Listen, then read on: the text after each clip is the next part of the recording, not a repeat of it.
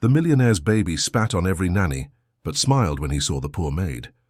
She wasn't a nanny, nor rich nor trained, but she had what none of them had, genuine affection. Within minutes, she became the center of a house that had always treated her as invisible, and when they tried to take her away, the baby cried like never before. Proving that love doesn't follow hierarchy, the afternoon sun began to set over the Kensington Gardens area in London, casting long shadows over Ethan Vance's imposing mansion. From the outside, the place exuded power and success. 3 stories of contemporary architecture, surrounded by high walls and a meticulously maintained garden. But within those walls the silence was sharp, interrupted only by the inconsolable cry of a baby, just over a year old. Ethan, seated in his office paneled with fine wood, ran a hand through his dark hair as he stared at his laptop screen without truly seeing it. The stock market numbers danced before him, but his mind was 2 floors above, in the room where his son Gabriel cried non-stop. This was already the 3rd nanny that month. Soon she too would knock on his door with a defeated expression, tendering her resignation. "Mr. Vance?"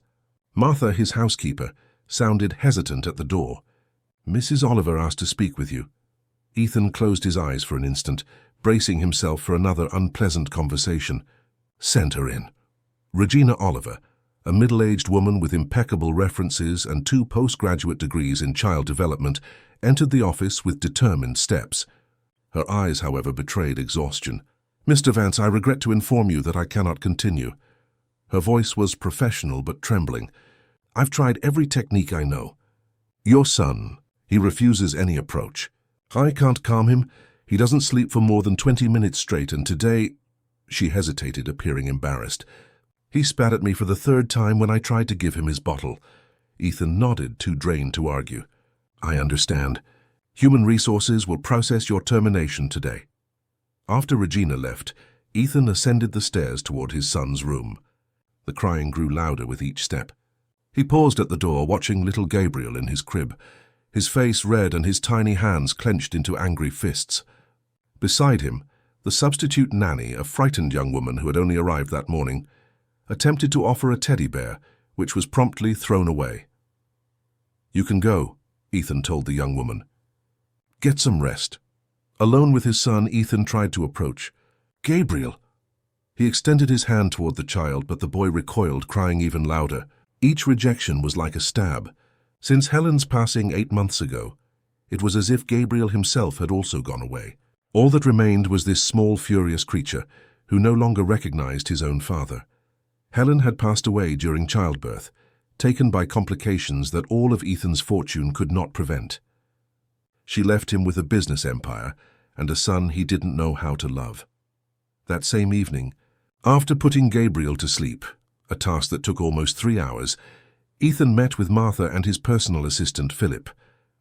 "We need a new nanny, someone different," Ethan said, rubbing his tired red eyes. "Sir, with all due respect, we've already hired the best professionals in the country, all with excellent training, international experience," and Philip began, consulting his tablet. "And all of them failed," Ethan cut in. "Perhaps we need another approach." Martha, who had served the Vance family for 20 years, cleared her throat discreetly. "If I may, sir, perhaps the problem isn't the training or the techniques. Perhaps little Gabriel needs something more simple. What do you suggest? I know a young woman. She worked here temporarily cleaning when we had that corporate event. Julia Rivers. She has a special way with children. She always talked about her nephew whom she raised." Ethan frowned. "A cleaner? To look after my son?" "Temporarily," Martha hastened, "until we find someone with the credentials you desire." Meanwhile, on the opposite side of the city, in the Brixton neighborhood, Julia Rivers was turning off the washing machine in her small backyard. The cold London night wind made her fingers ache. 12 hours of work as a daily cleaner at a clinic left her body exhausted, but her mind was still alert, worried about the bills accumulating on the kitchen table. Inside the house, her mother, Mrs. Cecilia, slept on the living room sofa, a thin blanket covering her fragile legs. On the furniture beside her, a row of expensive medicines and a folder with recent test results reminded Julia of how much she still needed to fight. Her cell phone vibrated in her pocket, an unknown number. "Hello?" Julia Rivers. The formal voice on the other end was familiar. Yes, who is this? I'm Philip Marks, assistant to Mr. Ethan Vance. We have a job offer for you. Julia furrowed her brow, trying to remember where she had heard that name before. Then the memory surfaced. The businessman who owned that impressive mansion where she had worked for 3 days last year. The man who barely looked employees in the eye. What kind of work? She asked cautiously. Mr. Vance would like to hire you as a child caregiver. The salary is 3 times that of a common nanny with accommodation included. Julia almost laughed. There must be some mistake. I've never worked as a professional nanny. I'm a cleaner. There is no mistake. The offer is for immediate start. We can send a driver to pick you up tomorrow at 8 a.m. Before she could refuse, Julia looked at her sleeping mother and the bills on the table. The salary mentioned would pay for the experimental treatment the doctor had suggested, but which the NHS did not cover. I'll be ready at 8 a.m., she replied, feeling a mixture of anxiety and disbelief. The next morning, a black executive car parked on the narrow street, causing astonishment among the neighbors. Julia said goodbye to her mother with a tight hug. I'll come back to visit on Sunday, Mum. Mrs. Irene will stay with you. And if anything, call me. Go with God, daughter, Mrs. Cecilia replied, worried about the sudden proposal. The journey to Kensington Gardens was silent. Julia watched the city transform through the window, simple houses giving way to taller and taller buildings, then to mansions hidden behind walls. 2 worlds separated by just a few miles of asphalt. Upon arriving at the Vance mansion, Julia was greeted by Martha, who gave her a discreet smile of recognition. Thank you for coming. The situation is delicate. The baby has rejected all the nannies. We are in a crisis. Julia followed the housekeeper through the spacious corridors of the house. The decor was elegant but cold, like a showroom without photographs or personal objects. As they approached the 2nd floor, the sound of distressed crying echoed through the walls. That's him, Martha explained. He's been like that for hours. Julia felt a pang in her chest. She knew that kind of crying well. It wasn't from hunger or sleep, but from deep despair. The same kind her nephew Matthew had when he lost his parents in an accident and came to live with her at 3 years old. Julia paused for a moment before the bedroom door, took a deep breath, and entered. The room was spacious and decorated with the best money could buy: imported furniture, wallpaper with savannah animal designs, expensive toys still in their packaging. But what caught her attention was the crib in the center of the room, where a small, dark-haired boy cried with an intensity that seemed impossible for his tiny body. Gabriel has been like this since... Martha hesitated. Since his mother left us. Julia nodded, understanding what wasn't said. She slowly approached the crib, observing the baby. His eyes were swollen from crying so much, his little red face contorted in anguish. A young nanny was trying unsuccessfully to offer him a bottle. Can you leave me alone with him for a moment? Julia asked with a calm that surprised even herself. When the door closed, Julia didn't immediately try to pick up Gabriel. She sat on the floor near the crib and began to hum softly a lullaby her grandmother had taught her, the same one she used to calm Matthew on difficult nights. Ox, ox, ox. Black-faced ox, come and get this child who's afraid of grimaces. Gabriel continued crying, but Julia noticed a subtle change. For a second, between one sob and another, he looked at her, curious. She continued singing, her soft voice filling the room. After a few minutes, Gabriel stopped crying, though he still sobbed. Hi, little warrior, Julia said, smiling. You're very angry, aren't you? You have every right to be. Gabriel watched her with large, suspicious eyes. Julia slowly extended her hand into the crib, without trying to touch him, just letting him see her fingers. You know, my nephew Matthew also got very angry when he was sad. Sometimes we get so sad that we can only feel angry, don't we? To her surprise, Gabriel stretched out his tiny hand and touched her fingers. The contact lasted only a second before he recoiled, but it was enough. Julia continued talking, her voice calm and steady, until Gabriel, exhausted from crying so much, fell asleep. She didn't notice when the door silently opened. Ethan Vance watched the scene with a mixture of surprise and relief. His son, who hadn't slept for more than 20 minutes straight in weeks, had fallen into a deep sleep. How did you do that? Ethan asked, his voice a tense whisper. Julia turned, startled. She saw the tall, imposing man at the door with deep, dark circles under his intense eyes. "I didn't do anything special," she replied, standing up. "I just gave him time and space to express what he feels." "Time and space," Ethan repeated, as if those words were in a foreign language. "We've had child psychologists, developmental specialists, renowned pediatricians here. No one achieved what you just did." Julia shrugged, uncomfortable with the man's penetrating gaze. "Children sense when we're anxious or in a hurry. And perhaps," she hesitated, "perhaps he's feeling the same thing you are." "What do you mean?" "The pain. Children of that age don't know how to express grief, but they feel everything." A heavy silence hung between them. Ethan looked away, visibly disturbed by that direct observation. "Mr. Vance, I need to be clear," Julia continued, gathering courage. "I don't have the training to be a nanny for a family like yours. I don't speak foreign languages, nor do I have knowledge of etiquette or those things you value. If you hired me out of desperation, I understand, but I want you as my son's caregiver," Ethan interrupted decisively. "The salary will be as agreed, plus benefits. You'll have your own room in the staff wing, Sundays off, and—" "I have one condition," Julia interrupted him, surprising both with her audacity. "I need to visit my mother twice a week. She's ill and depends on me." Ethan assessed her for a moment. "I'll arrange a driver to take you. And one more thing," she continued, raising her chin. "I want to be treated with dignity. I'm not disposable." A faint smile appeared on Ethan's lips, the first in months. "You're hired, Mrs. Rivers." In the following weeks, a subtle transformation began to occur in the Vance mansion. Gabriel still had his crying moments, but now there were also smiles, laughter, and his first attempts at words. Julia established a routine that respected the baby's times, not the adult's conveniences. To the astonishment of the other staff, she didn't hesitate to take Gabriel to the kitchen, to the garden, to places in the house that would normally be considered inappropriate for the Vance heir. But the results were undeniable. The boy flourished. One day, Ethan arrived home early from work and found an unusual scene.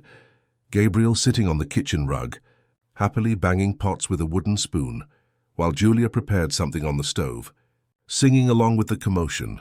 "What's going on here?" he asked, unable to hide his surprise. Gabriel turned at the sound of his father's voice and, to everyone's surprise, stretched out his little arms toward him, letting out an enthusiastic "Dada." He spoke.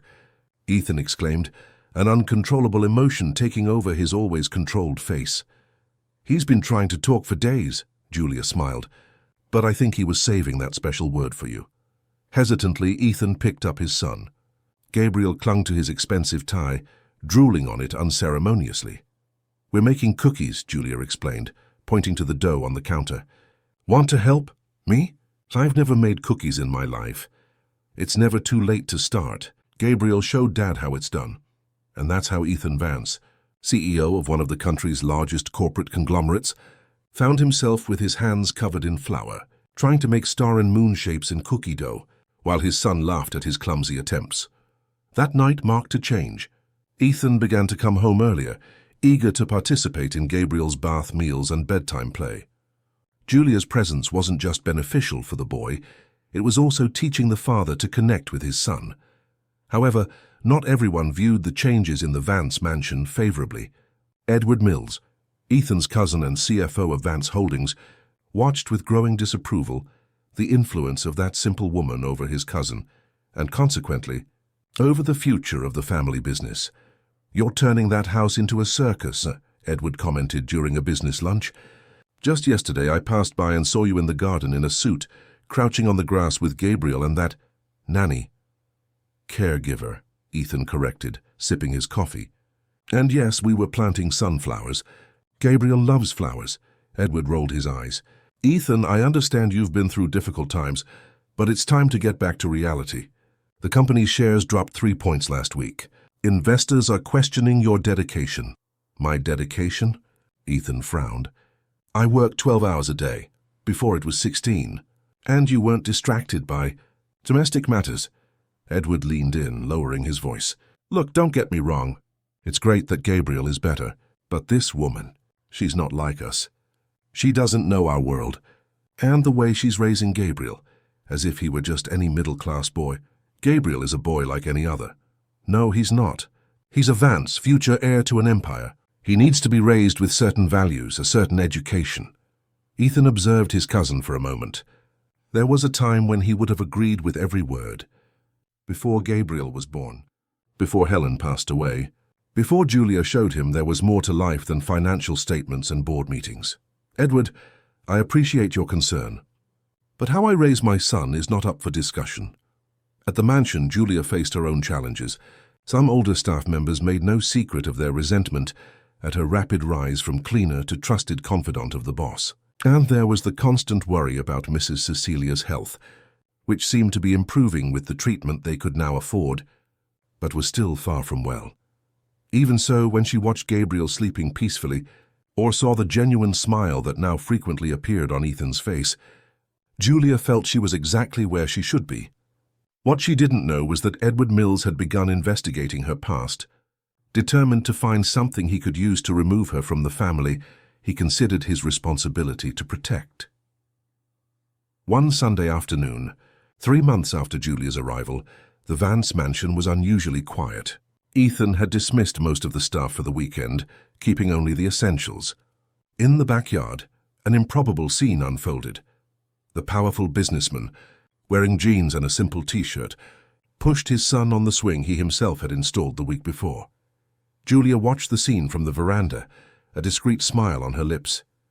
Gabriel, now almost 2, giggled with each push, shouting, "Hiya, Daddy!" A complete sentence, one of many recent achievements that filled Ethan with pride. "I thought you'd be enjoying your day off," Ethan commented, noticing her presence. "I went to see my mother this morning.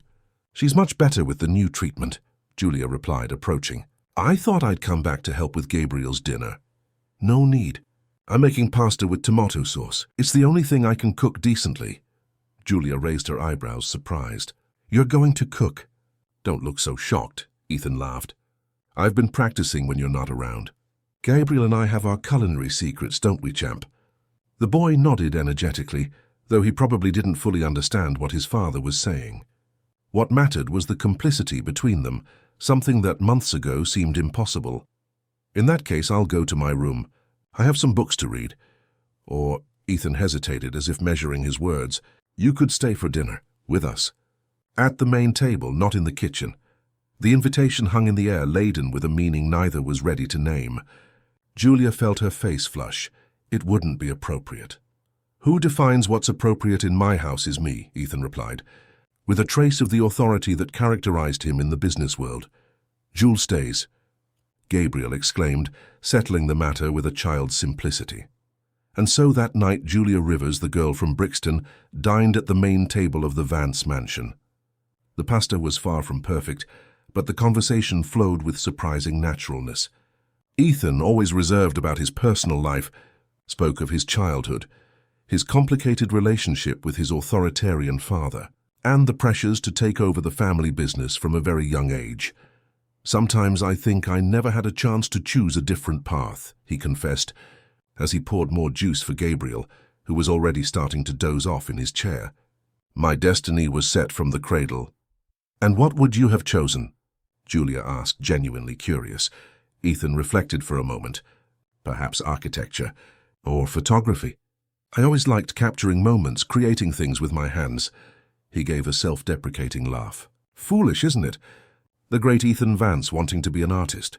It's not foolish at all. We all have dreams, regardless of where we were born or how much money we have." Their gazes met for an instant that seemed to stretch indefinitely. Gabriel broke the moment by knocking over his glass, spilling juice across the table. "I think someone needs a bath and bed," Julia smiled.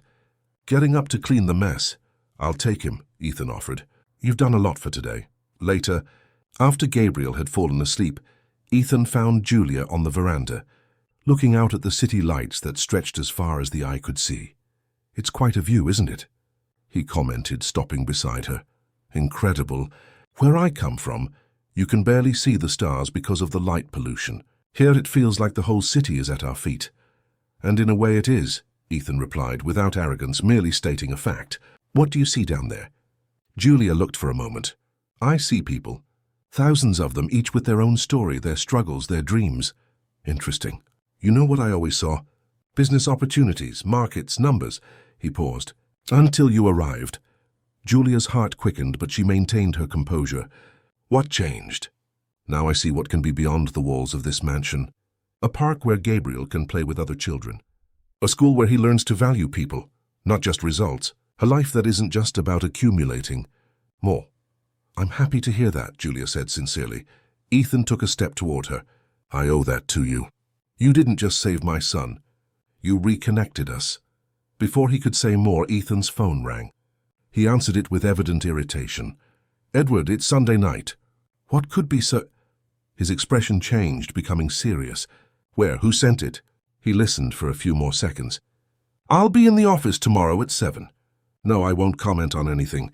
Just contain the damage until then. Hanging up, Ethan suddenly looked very tired. Is there a problem? Julia asked. Nothing you need to worry about, he replied, his voice resuming its formal tone. Good night, Julia, and thanks for dinner. The next morning, Julia understood the reason for the abrupt change. One of the city's best-known tabloids featured on its digital front page a photo of her holding Gabriel, sitting next to Ethan on a park bench. The headline was sensationalist. Billionaire widower's new love? Nanny wins over not just the heir, but also the fortune's owner. The article insinuated a secret romance, commented on Julia's humble origins, and even suggested she might be manipulating Ethan to gain access to the family fortune. There was even a photo of her leaving her mother's house in Brixton, with a malicious caption about her 2 worlds. Don't pay attention to that, Martha, the housekeeper, said when she saw Julia reading the article on her phone during breakfast. Those magazines thrive on inventing stories. How did they get those photos? Julia asked, feeling invaded. Paparazzi. They've been following Mr. Vance for years. Everything was quiet since... She hesitated. Since Mrs. Helen passed away. Now they've found a new angle to exploit. In the Vance Holdings office, the atmosphere was tense. Edward had called an emergency meeting with the legal department and the public relations team. This is a disaster, he said, gesturing to the screen where the article was projected. Social media is buzzing about nothing else. Shares have already fallen 2% just this morning. It's just tabloid gossip, Ethan argued, maintaining his outward calm, though inwardly he was furious. They'll soon find another target. It's not that simple. We have conservative partners in the Middle East who don't look favorably upon this kind of family arrangement. What family arrangement? She's an employee looking after my son. Edward gave a significant look. Ethan, please. We're adults here. The photos, the dinner, the Sunday outings. I'm not judging your personal life, but we need to manage the company's public image. The senior lawyer cleared his throat. Mr. Vance, perhaps it would be prudent for Miss Rivers to take a temporary leave, at least until the buzz dies down. Ethan slammed his fist on the table. Send her away? After everything she's done for Gabriel. We're thinking of the boy's well-being, Edward insisted. Also, there's another delicate matter we need to discuss privately. When the other participants left, Edward closed the door and sat opposite his cousin. I hired an investigation into Miss Rivers' past. You did what? Ethan stood up, indignant. By what right? By the right of someone who cares about you and Gabriel, Edward interrupted. And about the inheritance Helen left for her son. You forget that by her will, I am co-responsible for managing Gabriel's assets until he turns 21. Get to the point, Edward. Her mother has a very expensive treatment, which miraculously began to be paid for when she came to work here. Before that, Julia was deep in debt, even took out loans with loan sharks in her neighborhood. And what does that prove? That she's a dedicated daughter, doing everything she can to care for her sick mother, or that she found a gold mine. Edward sighed as if genuinely concerned. Ethan, you're one of the richest men in the country, a recent widower, emotionally fragile with a young son. The perfect target for a skilled con artist. Get out of my office, Ethan ordered, his voice dangerously low. I'm just asking you to open your eyes, for Gabriel's sake. Over the next week, the pressure only increased. More articles emerged, each more invasive. A close family friend, whom Ethan suspected was someone at Edward's behest, gave anonymous interviews, fueling rumors that Julia was bewitching both father and son. At home, Ethan tried to maintain normalcy, but Julia noticed his tension. He arrived home later and later, avoided the family moments that had become routine, and spent hours locked in his office. Gabriel, sensitive to the changes in atmosphere, began to show signs of anxiety again. He started having difficulty sleeping and clung even more to Julia, as if fearing she might disappear at any moment. One night, after putting the boy to bed, Julia found Ethan in his office. Without waiting for an invitation, she entered and closed the door. "We need to talk." Ethan looked up from the documents he was analyzing. About what's happening. The newspapers, the rumors, your change in behavior. Gabriel is feeling all of it. He's regressing. I'm managing the situation. No, you're not. You're hiding from it. And meanwhile, your son suffers. Ethan ran a hand through his hair, a gesture Julia knew indicated his exhaustion. "What do you suggest I do? I'm being pressured from all sides." Julia took a deep breath. Perhaps it's best if I step away for a while." The words hung in the air like a charged cloud. Ethan stood up, approaching her. "Is that what you want?" "Of course not. I love Gabriel as if he were my own. And she hesitated, avoiding his gaze, "but I can't be the cause of destroying everything you've built." Ethan gently touched her face, making her look at him. For a moment, the world outside seemed to disappear. There were just the two of them in that office, with unexpressed feelings pulsating between them. "Julia, The sound of the intercom interrupted the moment. It was Martha, announcing Edward's arrival with urgent documents to be signed. The spell was broken. "I need to attend to this," Ethan said, pulling away. "Of course," Julia replied, regaining her composure. "Good night, Mr. Vance." As she left, Ethan felt as if something precious was slipping through his fingers. But Edward's words echoed in his mind. The perfect target for a skilled con artist. What if he was being manipulated? What if he was putting Gabriel's well-being at risk, with reckless behavior? The idea of losing his son was unbearable. The next morning, Ethan made a decision. He called Julia to his office, and keeping his voice professional, announced, "We think it's best for you to take a paid leave. A month, perhaps 2, until this situation calms down. Philip will arrange everything, tickets, accommodation, whatever you need." Julia stared at him, trying to find in the formal man before her the Ethan who had touched her face the night before. She didn't find him. "I understand," she said simply. "When should I leave?" "As early tomorrow morning." "Don't worry about your mother. We'll continue her treatment." "And Gabriel?" A shadow of pain crossed Ethan's face. "We've already hired a new caregiver. Highly recommended, with international experience." Julia nodded, swallowing the words she wanted to say. Instead, she maintained the dignity she had always demanded. "As you wish. Mr. Vance, excuse me." As she left, Julia didn't see the devastated expression on Ethan's face, nor the way he clenched his fists, fighting an internal battle. She also didn't see Edward watching the scene from the hallway, a discreet smile on his lips. That afternoon, as she packed her few belongings, Julia heard hesitant knocks at the door. It was Gabriel, having slipped away from the new nanny's watch. "Jules going away?" he asked, his big eyes filled with tears. Julia knelt, hugging him tightly.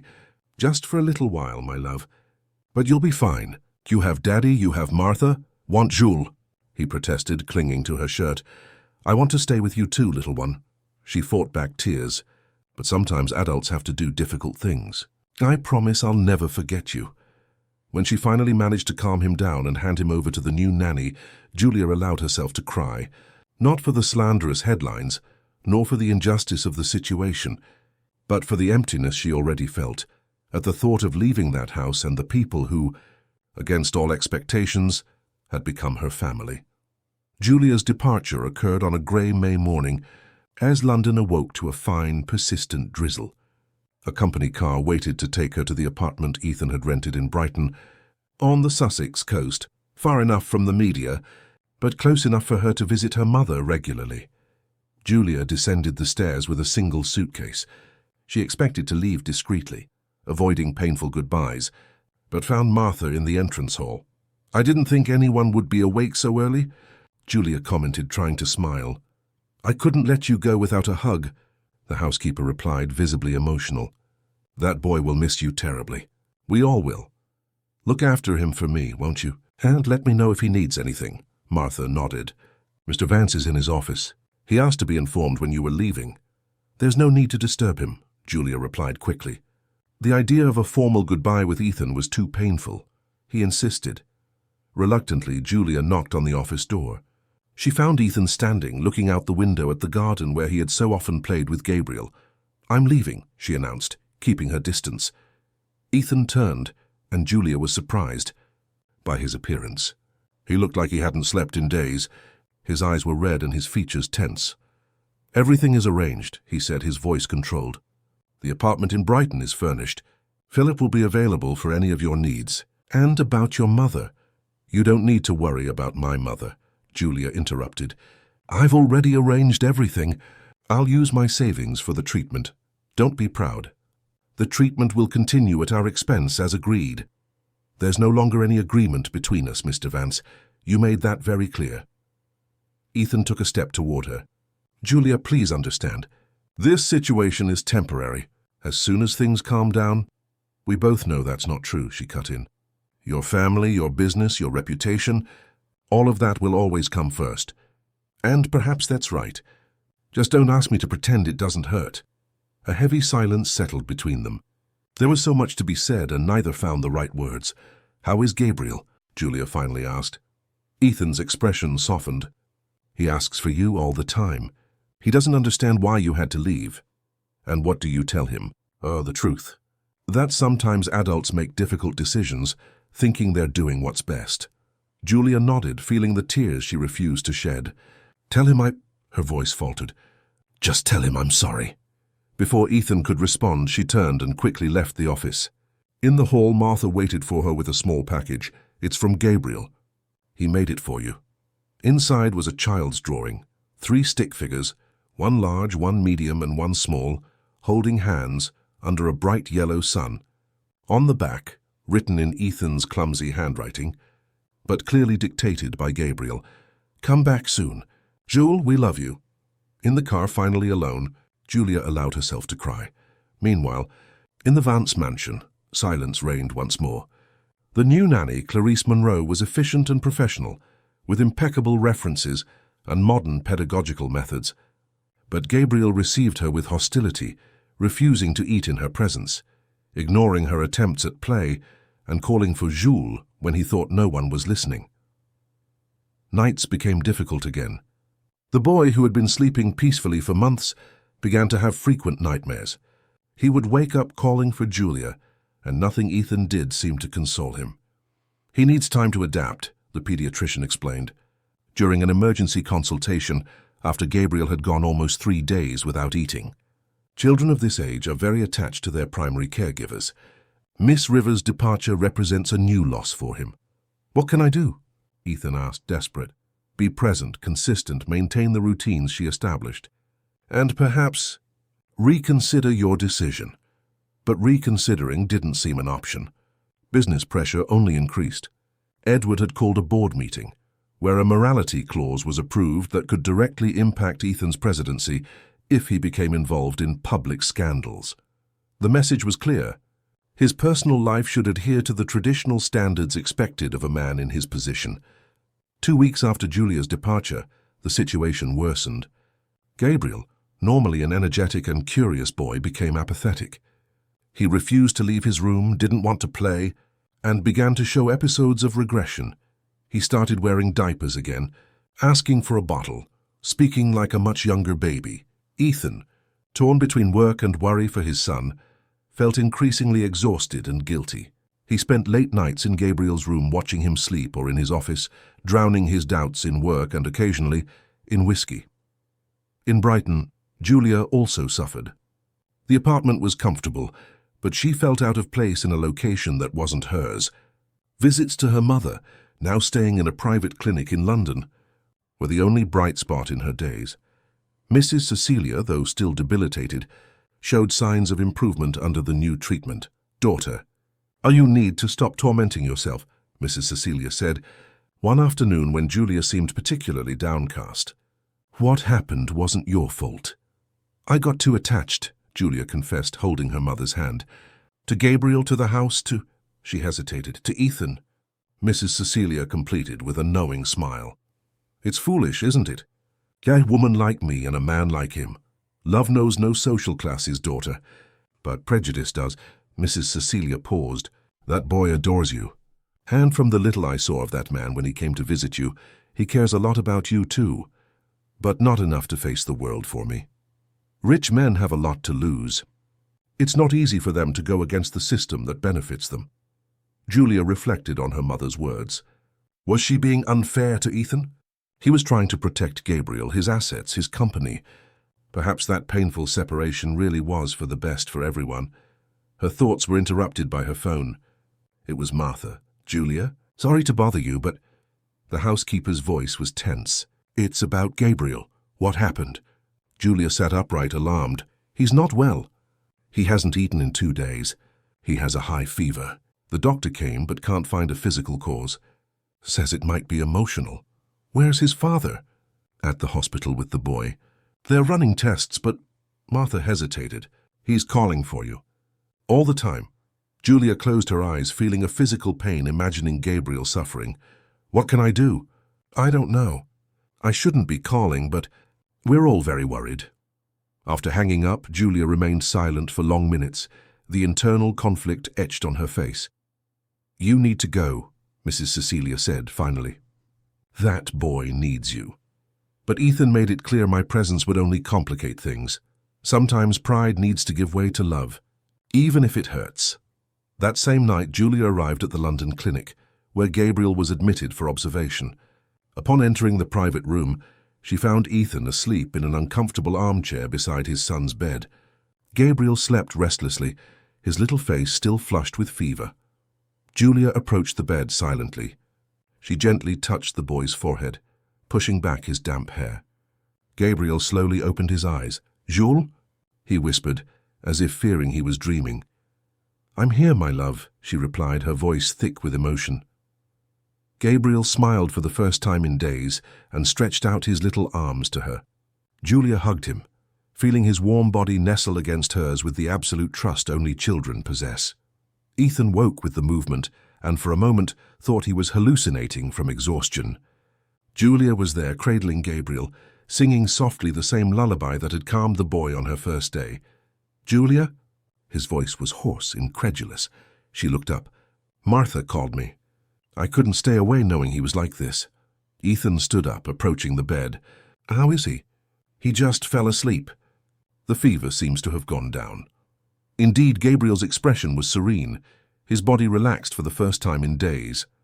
Julia tried to put him back in bed, but he clung to her shirt even in sleep, as if fearing she would disappear again. I'll call the nurse, Ethan said, quickly leaving the room. When he returned, accompanied by the professional, Gabriel was already in a deep sleep, still in Julia's arms. What happened? The nurse asked, checking the boy's vital signs. His fever dropped completely. He seems like a different child. Sometimes, the best medicine doesn't come in bottles, Ethan replied, looking at Julia with an indescribable expression. After the nurse left, an awkward silence filled the room. There was so much to be said, explained, apologized for. But neither knew where to begin. Are you staying? Ethan asked finally. Until he gets better, Julia replied. Then I'll go back to Brighton. What if I asked you to stay permanently? Julia's heart raced. I thought you had decided my presence was detrimental to your image. To hell with my image, Ethan replied, with an intensity that surprised her. These weeks have been unbearable. Gabriel wasting away, the house empty, lifeless. Me lost between meetings and documents that no longer make sense. What would your cousin say? Edward no longer has a say in my decisions. I discovered some irregularities in his management. He's been temporarily suspended. Julia shook her head. It's not that simple, Ethan. The rumors, the prejudice. They won't disappear just because you wish them to. I know. Ethan sat on the edge of the bed near her. But I learned something important these past weeks. No company, no fortune is worth my son's happiness, or mine. Their eyes met, and this time they didn't look away. There was a new determination in Ethan's gaze, as if he had finally found clarity amidst the storm. I'm not asking for your answer now, he continued. Just think about it, please. The next morning, Gabriel woke up completely recovered, radiant to see Julia still by his side. The doctors, impressed by the sudden improvement, signed his discharge for late afternoon. As they packed their things to go home, Ethan received a call that made him pale. When? He asked, his voice tense. I understand. I'll be there as soon as possible. Hanging up, he found Julia watching him with concern. What is it? Edward, Ethan replied, running a hand through his hair in a nervous gesture. He's filed a petition for review of Gabriel's custody. What? He can't do that. Apparently he can. As co-administrator of Helen's inheritance, he alleges I'm emotionally unstable and making decisions detrimental to Gabriel's well-being. He specifically cited my inappropriate relationship with an employee of humble origin, undue exposure of the minor's image in the media, and various other absurdities. Julia felt her blood run cold. And now? Now we fight. With everything we have. Ethan held her hands. Together, if you want. At that moment, looking at the determined man before her, and at the boy who played happily, oblivious to the adult's problems, Julia made her decision. She would not flee anymore. She would not allow prejudices and petty ambitions to destroy what they had built with so much care. Together, she confirmed, squeezing his hands. The news of the custody review petition hit the newly reunited family like a bomb. In the following days, Ethan's legal team worked tirelessly, analyzing every detail of Edward's accusations. He assembled an impressive dossier, explained Dr. Paula Monroe, the lead attorney, in a meeting at the mansion's office. Testimonies from former employees, records of Mr. Vance's unstable behavior after Mrs. Helen's passing, manipulated photographs showing situations that appear compromising. What kind of photographs? Julia questioned, sitting beside Ethan. The attorney hesitated, looking at Ethan as if asking permission.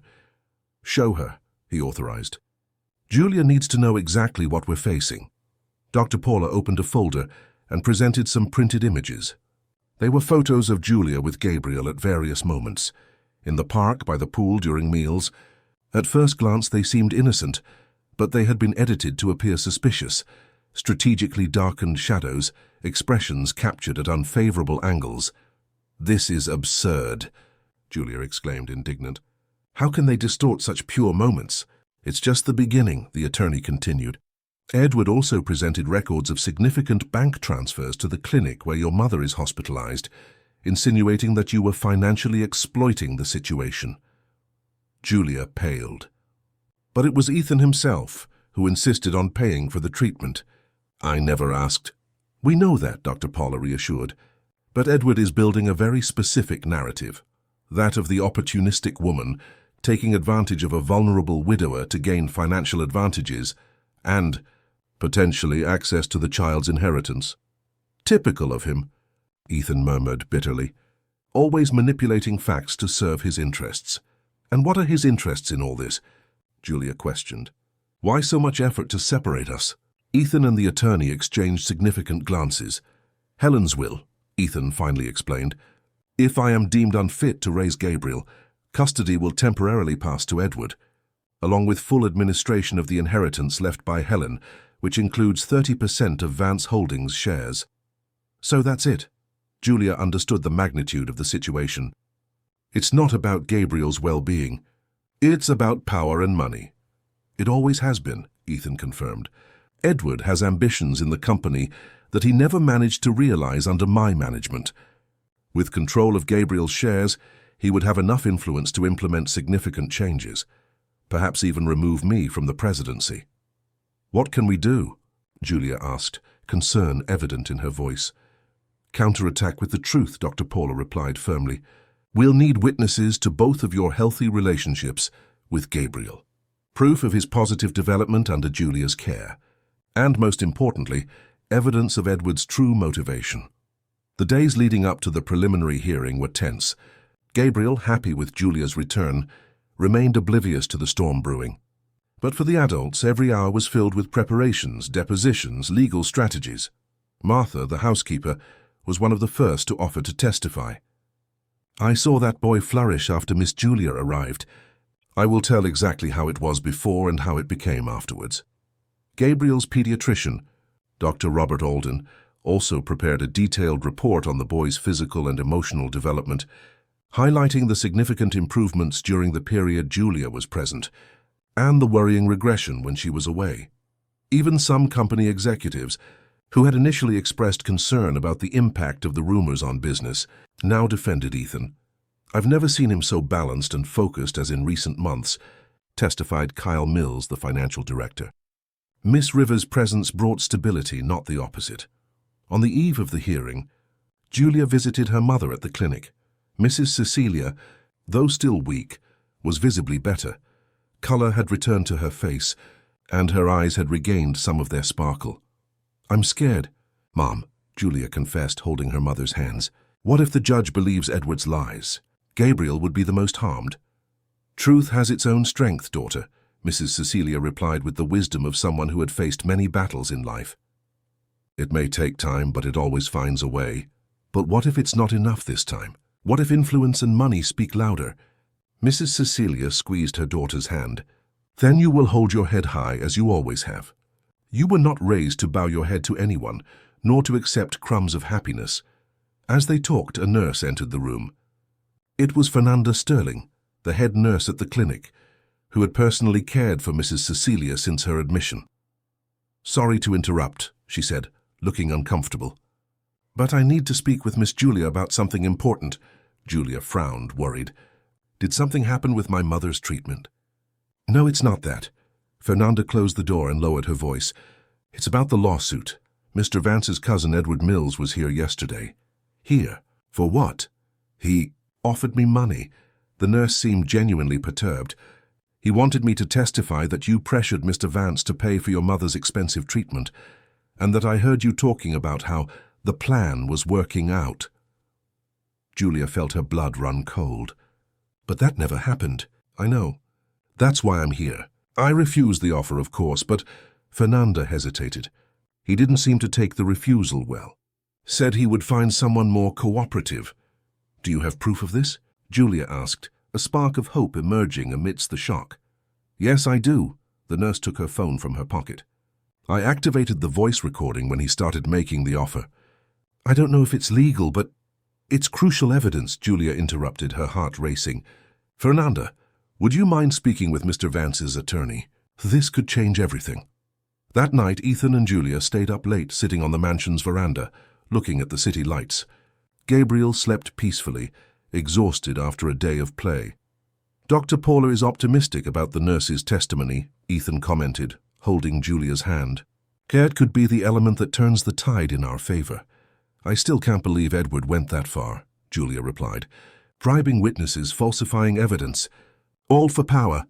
Power and money are powerful drugs for certain types of people." Ethan paused, thoughtful. "You know, there was a time when I wasn't so different from him.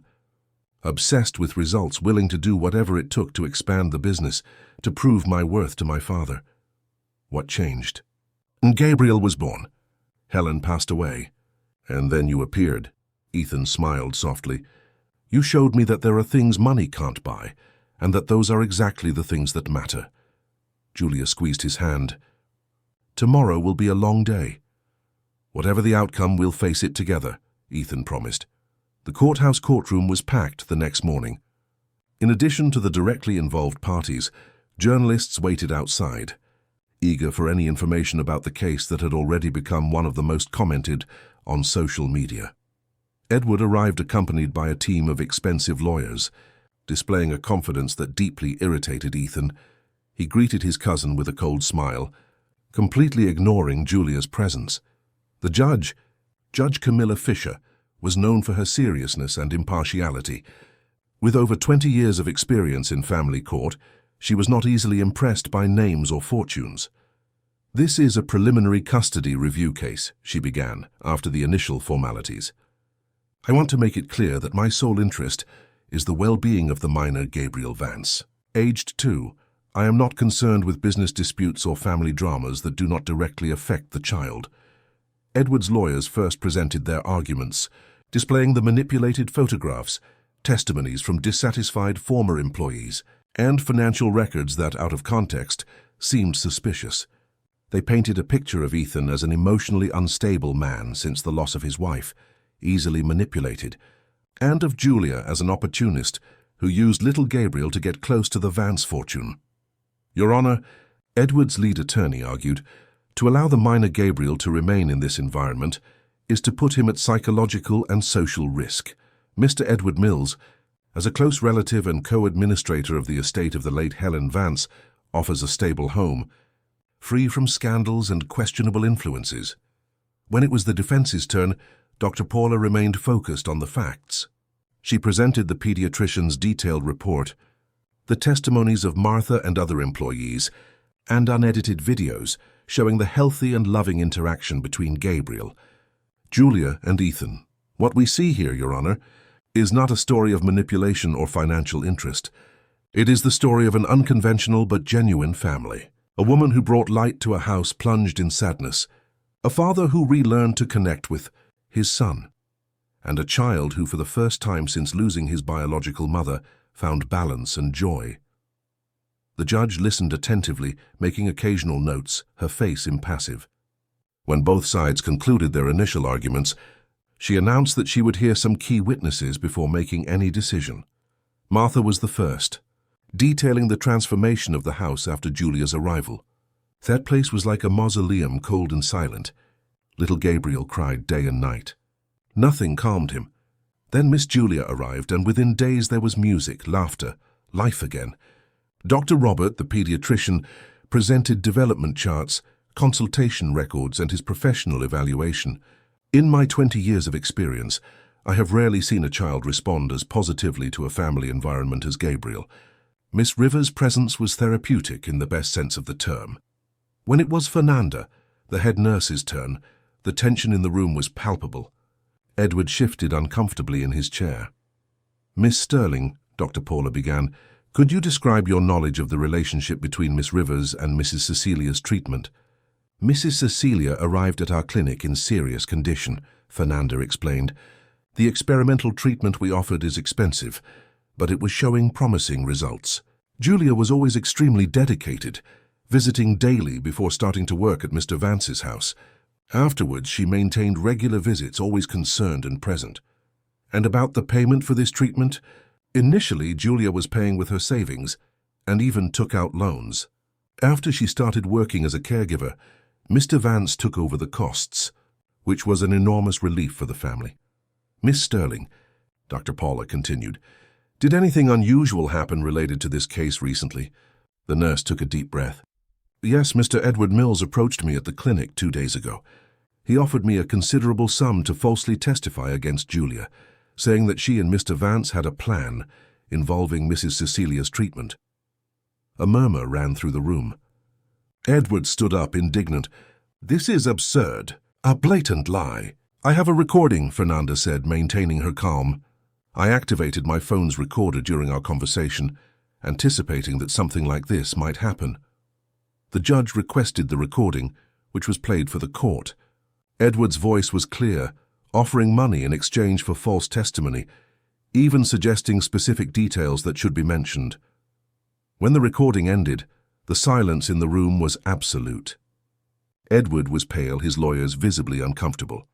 Your Honor, Edward's lawyer began, this recording was obtained illegally without consent and cannot be admitted as evidence. Under normal circumstances, I would agree, the judge replied severely. However, considering the gravity of the accusations and the clear attempt to manipulate the judicial process, I will admit it conditionally while assessing its legality. Turning to Edward, the judge continued, Mr. Mills' attempted bribery of a witness is a serious crime. I am immediately suspending this hearing and ordering a full investigation into your actions. Your petition for custody review is denied, and you are prohibited from approaching the minor Gabriel or any member of the Vance household until the investigation is concluded. Edward stood up, furious. You can't do this. I have rights over Gabriel's inheritance. Helen designated me as co-administrator precisely to protect her son's assets. And it seems you saw that as an opportunity for appropriation, not protection, the judge retorted. The hearing is adjourned. My decision will be published today.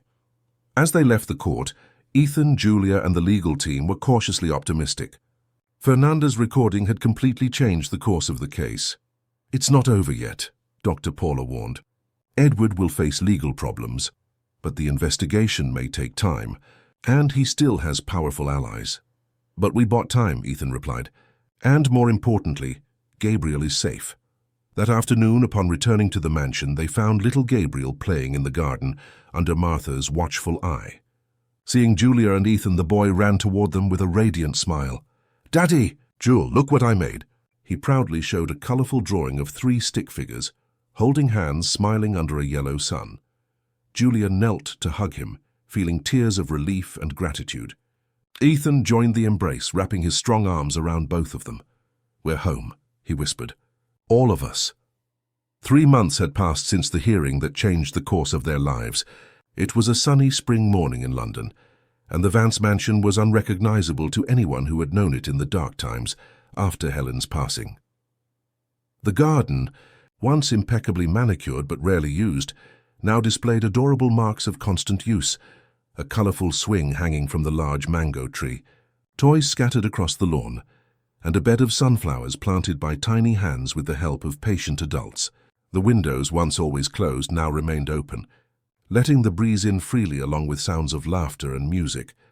In the kitchen, Julia prepared breakfast while Gabriel, now 2.5, helped by sitting on the counter, energetically mixing a bowl of pancake batter.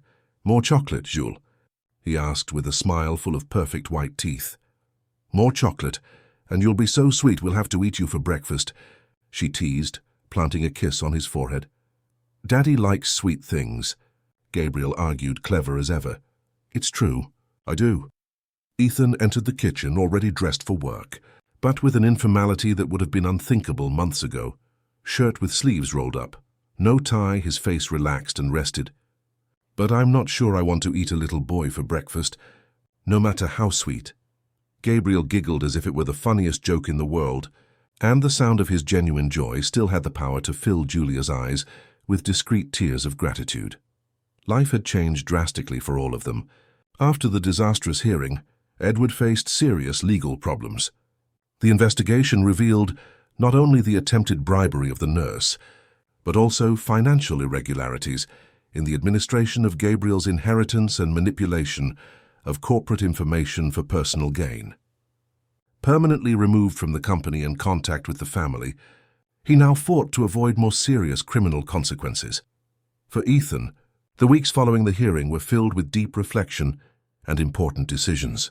The first was to restructure the governance of Vance Holdings, implementing a more diverse board and transparency policies that had long been needed. The second, more personal and significant, was to formally ask Julia to stay, not as an employee, but as an integral part of the family they were building. "I'm not proposing marriage yet," he had said one starry night in the garden, while Gabriel was already asleep. "I know we need time, that there's a lot to rebuild, but I want you to know that my commitment to you is real and permanent. You and your mother are part of our family now." Julia accepted, with one condition. She would maintain her independent work as a child development consultant, a career she had begun to build inspired by her experience with Gabriel. 3 times a week, she attended to families at a community center in Southwark, helping parents and children strengthen their bonds. "Pancakes ready," she announced, bringing Ethan back to the present. The 3 sat down for breakfast, a simple routine that still seemed miraculous after so much suffering. Martha entered the kitchen carrying the mail. "The school letter has arrived, sir," she informed, handing an elegant envelope to Ethan. Gabriel, observant as ever, pointed excitedly. "New school. Gabriel will learn."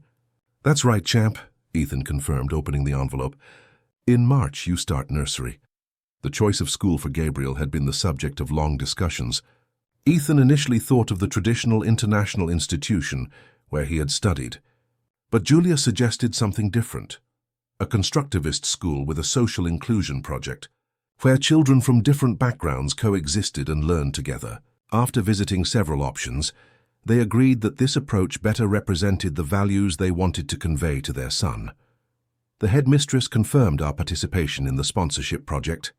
Ethan commented, reading the letter. 20 full scholarships for children from the Southwark estate community. Julia smiled, proud. The idea of sponsorship came from her. For each year Gabriel was at the school, the Vance Foundation would sponsor the complete education of underprivileged children. It was a way to transform privilege into responsibility, something both considered essential for Gabriel's upbringing. Later, I'm going to visit Mom at the clinic, Julia commented, as she helped Gabriel clean his face smeared with chocolate syrup. Do you want to come with us? I can't, unfortunately. I have the final meeting with investors for the housing project, Ethan replied. But send my love to Mrs. Cecilia, and tell her we're looking forward to having her this weekend.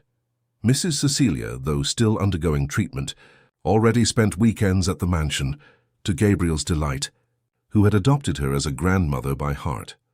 Her room on the ground floor had been specially adapted to receive her comfortably during her increasingly frequent visits. After breakfast, Ethan said goodbye with affectionate kisses to Gabriel and Julia. Before leaving, however, he made one last comment. Tonight we'll have a special dinner. Just the three of us. I have a surprise. The mysterious tone of his voice left Julia intrigued, but she didn't press for more. In recent months, they had learned to respect each other's space and time, a valuable lesson born from the pains of the recent past. Later that day, while visiting her mother at the clinic, Julia shared the latest news about Gabriel and the house. He's so big, so smart, she recounted, showing photos on her phone. Yesterday he said he wants to be a doctor like Grandma Cecilia, because you told him about when you were a nurse in the countryside. Mrs. Cecilia smiled, visibly stronger than months ago. The experimental treatment was having promising results, and doctors were already talking about a definitive discharge soon. And how is your heart, daughter? The lady asked, with the keen perception of someone who deeply knows her child. You and Ethan seem to be getting closer and closer. Julia couldn't help but blush. We're building something beautiful, Mom, little by little, carefully. He's a good man despite all his flaws. We all have flaws, daughter. The important thing is how we deal with them, and how we treat those we love in difficult times. He mentioned a surprise for tonight. I confess I'm curious. Mrs. Cecilia smiled enigmatically. Perhaps I know what it is. He consulted me about certain family traditions. Mom, you know something I don't? Patience, my daughter. Some surprises are worth waiting for. Back at the mansion, Julia found Gabriel dozing after a busy afternoon of playing in the park with other neighborhood children, another recent habit that had transformed the family's routine. Integration with the surrounding community, once non-existent, was now a fundamental part of their new life. While the boy slept, Julia took the opportunity to work a little on her laptop. In addition to consulting for the NGO, she was writing a book about her experience, not an exposition of private life, but a guide for caregivers on how to help children process losses and transformations. The project had attracted interest from a publisher, and the first chapters were already under review. At 7 in the evening, Ethan arrived home carrying mysterious packages, which he quickly hid in his office.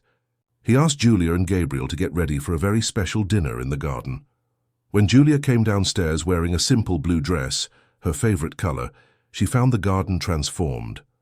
Small decorative lights hung from the trees. A round table was elegantly set for 3, and the delicious aroma of homemade food filled the air. Did you cook? She asked, surprised, finding Ethan checking a pot in the outdoor kitchen. With a little help from Martha, he confessed, smiling. But it's my grandmother's recipe. I wanted it to be special. Gabriel appeared running, dressed in a shirt that matched Ethan's, clearly proud to participate in that important moment, although he didn't fully understand its nature. Dinner unfolded with light conversation and laughter. Gabriel told elaborate stories about his toys. Ethan spoke about the company's new housing project, an initiative to build affordable housing in peripheral areas with complete infrastructure and community spaces. After dessert, milk pudding, which was everyone's favorite, Ethan suddenly became serious. He took a small velvet box from his pocket. It's not exactly a marriage proposal. Yet, he explained, seeing Julia's surprised expression, I know we need time, that there's a lot to rebuild. But I want you to know that my commitment to you is real and permanent. You and your mother are part of our family now. Julia felt tears forming in her eyes. I know our path hasn't been conventional, Ethan continued, holding her hand. We started as employer and employee. We faced prejudices, judgments, forced separations, but every obstacle only strengthened what we built. You taught me the meaning of true family, not one formed by obligation or convention, but one built with respect, affection, and daily choices. Gabriel, observing attentively, approached with his most recent drawing, a colorful house with 3 smiling figures in front. "Our family," he explained with the profound simplicity of children. "Jules, Daddy, and Gabriel."